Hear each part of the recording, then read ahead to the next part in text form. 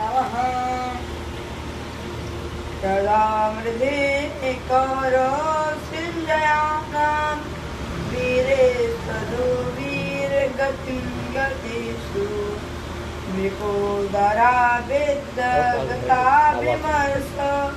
भग्नोद्गण्डे धृतराष्ट्रपुत्रे। सूत जी कहते हैं उस समय की बात है जब महाभारत के युद्ध में सभी कौरव मारे गए और पांडवों को विजय श्री प्राप्त हुई।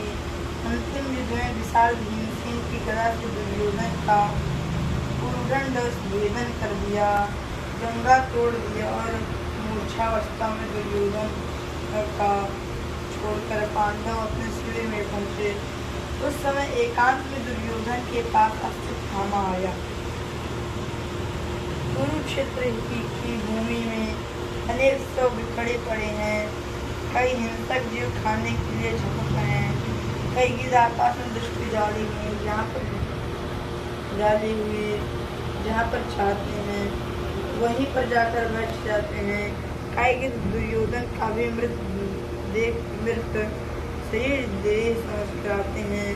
लाल अस्त्र में दुर्योधन ने भगाते भगाते अत्यंत संस्कृत हो जाता है। ये दुर्दशा जब अश्वत्थामा ने देखी तो विकल हुए। दुर्योधन के पास आया, मित्र मैंने तुम्हारा वह वैभव देखा, अद्भुत साम्राज्य देखा, पर आज ऐसे उस महापुरुष का ये हाल, ये दुर्दशा बताइए, आपके लिए मैं क्या कर सकता हूँ।